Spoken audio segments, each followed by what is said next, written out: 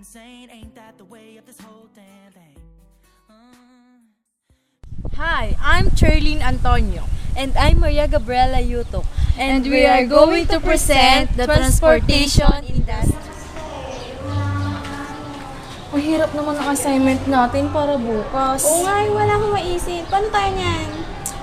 Ganito na lang. Pupunta ako ng library para mag-research about sa assignment natin, yung sa technology. Para makapagawa natin ang assignment natin.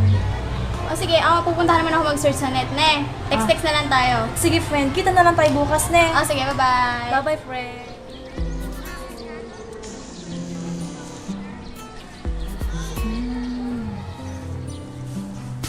Is there a right way for how this goes? You got your friends and you got your foes. They want a piece of something hot. Forget your name like they forgot.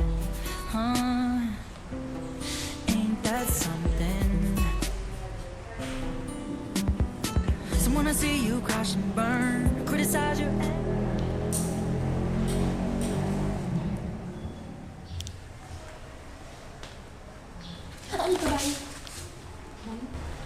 Ma'am, mukha ba akong kabayo? Ikaw naman, hindi naman. Nadala lang ako sa gulat ko. Ano na naman palang i-research mo?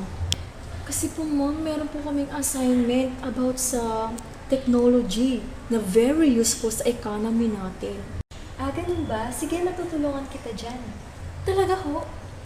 Sige, tara sa section science. is done, and it's time for you to walk away. Alam mo ba, napakalaking tulong sa atin ng technology. Ito'y nagpapabilis at nagpapaunlad sa ating ekonomiya, lalong-lalo na ang communication industry. Isa itong contribution na napakalaki at isa pa rito ay ang transportation industry. Talaga po ma'am? Ma'am, ano naman po bang ibig sabihin ng transportation industry? Ano po bang history nito at saan po ba ito nagmula?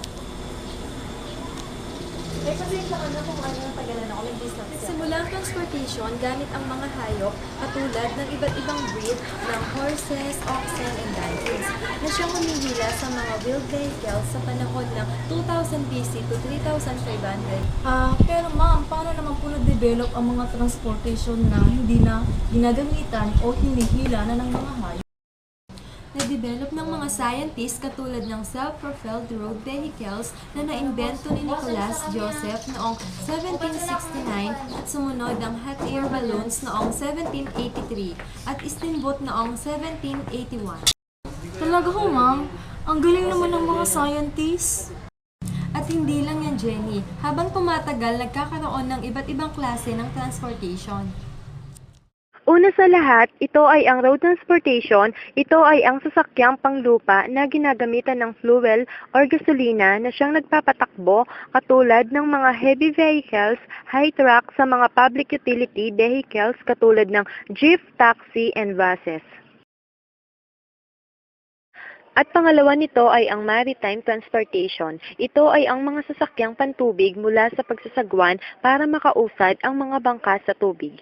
Na-develop din nila ang gawin ng dimotor na bangka hanggang sa magkaroon na ang mga iba't ibang klase ng sasakyang pandagat, katulad ng boat, roro at naglalakihang cruise line. Okay na. Nakakabilib naman talaga ang mga scientists na tulad nila ma'am. Oo, Jenny, napakagaling talaga ang nakaisip ng mga sasakyan na ito. Hindi lang yan, ha? Ang pangatlo ay ang rail transportation. Ito rin ay isang uri ng sasakyang panlupa, ngunit ito ay tumatakbo sa mga railways or mga riles.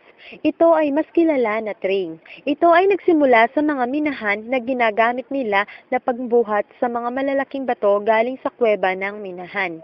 At ang pinakaunang pinakilala na modern rail transportation ay sa England noong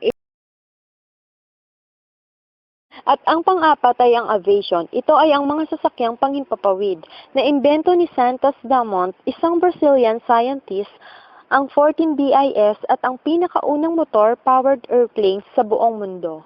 Hanggang sa ma-develop na ang mga scientists at makagawa na sila ng mga modern airplane. Ma'am, paano po nila nagawang pati ang space ay nalilipad na rin ngayon? Magandang tanong yan, Jenny. Dahil sa paper proposal ni Robert Goddard ay tinawag niyang a method reaching extreme altitude, where its application of the de lava nozzle to liquid propellant rockets gave sufficient power that interplanetary travel became possible. Ang unang human space flight was achieved with the Soviet space programs. Vostok 1 mission noong 1961 hanggang sa marating ng NASA's Apollo 11 mission ang buwan noong 1969 kasama sina Neil Armstrong and Buzz Aldrin na pinakaunang taong nakarating sa buwan. Ang galing naman ho, ma'am.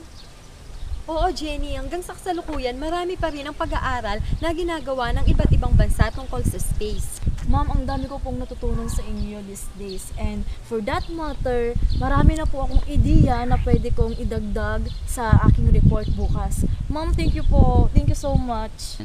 You're welcome. Siya nga pala, may date pa ako. Una na ako, ha? Uy, si ma'am, pumapag-ibig. Una na nga ako, binubola mo naman ako eh. Sige po, ma'am. Ingat po. Para. O, handa ka na ba? Sabihin sa research mo? Oo naman. Ikaw ba? Mini-search ka ba? Oo, meron eh. Tara na!